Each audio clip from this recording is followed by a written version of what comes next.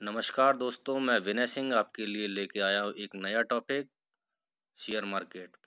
आप सभी लोगों के मन में जिज्ञासा रहती होगी कि शेयर मार्केट क्या है, इसके बारे में, ये किस तरीके से काम करता है, यहाँ पे लोग पैसा कैसे कमाते हैं, या फिर किस तरीके से आप भी स्टॉक मार्केट में अपना पैसा कैसे इन्वेस्ट करें। इन सब बातों के बारे में आपको जिज्ञासा भी होगी और कई लोगों से सुना भी होगा, शेयर मार्केट ऊपर जाता है, शेयर मार्केट नीचे जाता है, शेयर्स में डिविडेंड्स मिलता है, या फिर जो बाय सेल, बहुत सारी ऐसी बातें जो आप सुनते हैं शेयर मार्केट के बारे में।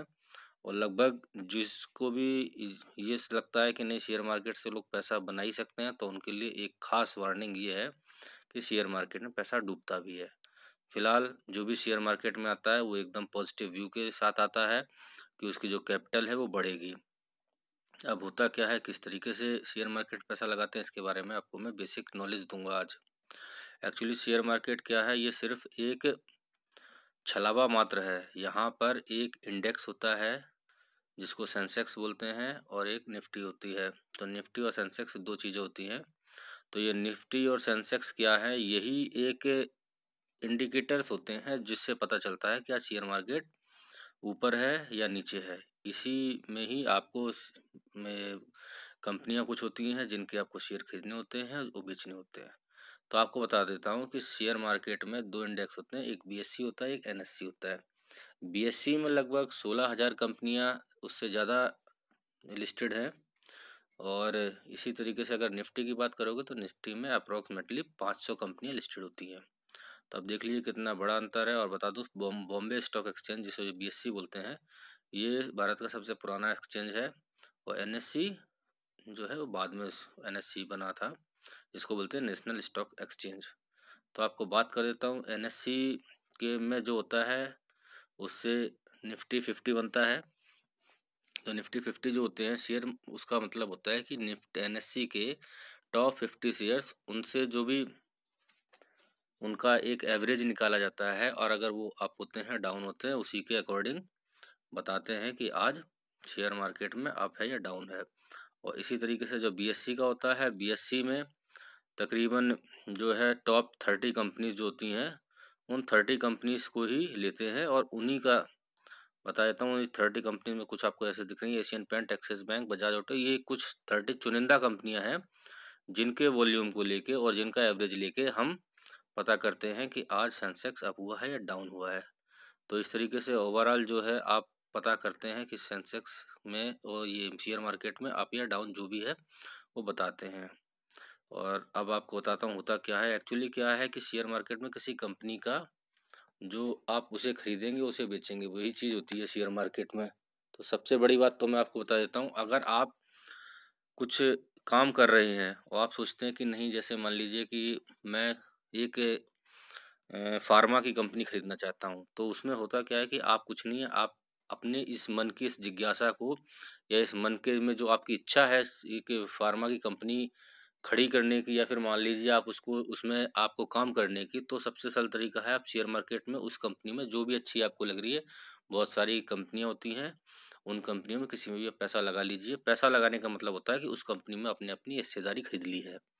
तो ये होता है जैसे कि आपने उसमें अपनी हिस्सेदारी खरीद के, और अपने जो मन की एक जिज्ञासा थी, एक मन में एक भाव था कि नहीं मैं किसी फेयर इस फार्मा कंपनी खोलूंगा, तो आप ना खोलते हुए भी एक पार्शियली आप उसमें एक हिस्सेदार बन जाते हैं।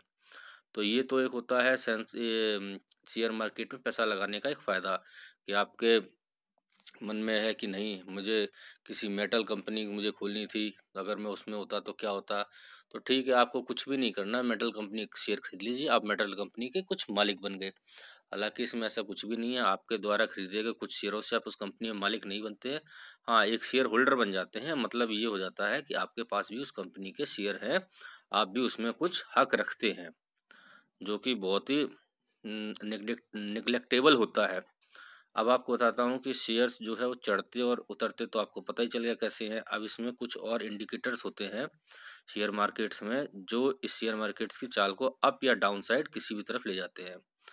तो होता क्या है कि अगर कुछ इंटरनेशनल होते हैं, कुछ नेशनल होते हैं। नेशनल जो चीज़ें हैं उनमें आपका होता है कि अगर किसी पॉलिटिकल कंपनी ने कुछ कर दिया या फिर इसी तरीके से कोई किसी ने घोटाला कर दिया, या फिर जैसे अभी नीरव मोदी केस हुआ था, विजय माल्या हुआ था, ये लोग पैसा लेके बैंकों का चले गए तो बैंकिंग शेयर्स में, और जो ये सोने चांदी के शेयर्स थे ये डाउन मार गए। तो ये होता है, ये इसीलिए सेंसिटिव इंडेक्स है और इसमें पैसा इस तरह से डाउन होता है। अब दूसरा इंटरनेशनल इंडेक्स कैसे होता है, जैसे अभी सुनने में आ रहा था कि इंडो और पाक वार होने वाली थी, तो उस टाइम पे ये सारे ट्रिगर होते हैं। इसमें क्या होता है, मार्केट बहुत ही रिएक्ट करता है जल्दी इन चीज़ों के ऊपर, वो मार्केट डाउन हो जाएगा, या फिर कुछ अच्छी पॉजिटिव खबर आ जाए कि ईरान ने अपना तेल का इंपोर्ट बढ़ा दिया, घटा दिया, इसी तरीके से अमेरिका ने किसी के ऊपर ड्यूटी बढ़ा दी है, किसी के ऊपर ड्यूटी घटा दी है, या फिर किसी कंट्री को बैन कर दिया। तो इस तरीके से ये सारे जो भी इंटरनेशनल इफेक्ट्स होते हैं वो सब मार्केट को इम्पेक्ट करते हैं। फ्यूल के रेट्स बढ़ना घटना, ये सारा कुछ मार्केट को करता है। अब बताता हूँ, मार्केट दो तरीके से होता है। एक तो मार्केट होता है जिसको इक्विटी मार्केट बोलते हैं, जिसमें कि आप कंपनियों के शेयर्स खरीदते हैं, और दूसरा होता है कमोडिटी मार्केट। कमोडिटी मार्केट में आप कमोडिटी खरीदते हैं जिसमें कि आपको मेटल भी होता है। मेटल्स में मीन्स होता है सोना, निकल, चांदी, निकल, जिंक, इस तरीके से। और बाकी जो होती है कमोडिटीज़ में धनिया, जीरा, हल्दी, इस तरीके से मतलब काफ़ी चीज़ें होती हैं